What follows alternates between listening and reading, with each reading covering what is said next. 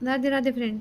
एक ना महान हस्ती ने मुझे कुछ कहा था कुछ टाइम पहले, मैं उसका नाम नहीं लूँगी यहाँ पे, पर मैं इतना बताती हूँ कि ये उस महान हस्ती की भी बात नहीं है, पर ये जो भागवत कथा वगैरह सुनाते हैं ना, प्रवचन देते हैं, ये वो लोग भी बोलते हैं कि बोलो आने वाले को वेलकम और जाने वाले को बोले भीड़ कम, वो वाला हिसाब है।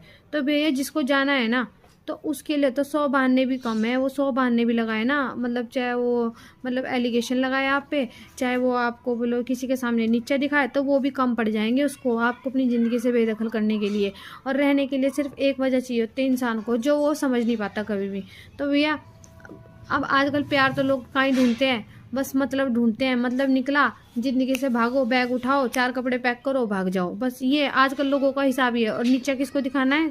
दूसरे को दिखाना है कि इसमें कमी है। वो खुद की कमी तो कभी काउंट करते ही नहीं है, वो कभी देखते ही नहीं है सामने वाले के, उनको अपने ही एफर्ट्स नजर आते हैं। और एक जो ये जो लड़के के माँ बाप होते हैं ना, इनको सिर्फ अपने लड़के के एफर्ट्स नजर आते हैं, लड़की के कभी कोई एफर्ट्स नजर नहीं आते। भैया लड़की को तो शौक होता है, बच्चे पैदा करो, घर में जिंदगी गुजारो, अपनी लाइफ को झंड करके बैठ जाओ। लड़की को तो ये पैदाइशी सिखाया जाता है कि तुम्हें तो चूल्हे में रोटियां पकानी है, तुम्हें सास ससुर की सेवा करनी है।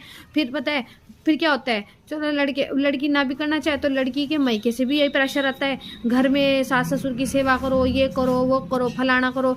मायके वाले भी साले किसी के नहीं होते, ससुराल वाले भी किसी के नहीं होते। वह लड़की अगर अपने पैरों पे खड़ी है, अपना कुछ कर रही है, तो उसकी ज़िंदगी आराम से चलती है। लड़की अगर अपने पैरों पे नहीं खड़ी ना, वो कुछ नहीं कर रही है ना, तो सारी ज़िंदगी उसे कुत्ते की मोहताज ज़िंदगी जीनी पड़ती है। कुत्ते की तरह भीख मांग के हर चीज़ के लिए उसको फ़ोन करना पड़ेगा, हर चीज़ के लिए उसको बताना पड़ेगा, मुझे अब ये चाह रहा, मुझे अब ये नीड हो रही है, अब मुझे ये दो भैया। अब अगर उसमें वो मांग भी लेगी तो उसको ये भी सुनाया जाएगा कि मैं तो भाई खर्चा दे रहा हूँ, मैं तो खर्चा उठा रहा हूँ। तो भाई जब तुमने जिम्मेदारी ले तो खर्चा भी तो तुम ही उठाओगे, कोई और तो उठाएगा नहीं। फिर ये भी उम्मीद की जाती है, फिर वो उम्मीद क्यों की जाती है कि मैं ना उठा के जो हमारा इंसान खुद खर्चा नहीं उठा सकता, वो हमारे को ये क्यों सोचता है कि हम इसको अपने माँ बाप के भरोसे रखें, जब हमारे में खुद कोई सामर्थ्य नहीं है ना किसी कुछ करने की, किसी के लिए भी। तो भैया माँ बाप के भरोसे कभी किसी को, इंसान को कुछ करना नहीं चाहिए। मेरी समझ में तो इतनी बात आती है, अगर आजकल किसी को सच कह दो ना तो वो उसको चुभ जाता है। हकीकत यही है कि आजकल ना कोई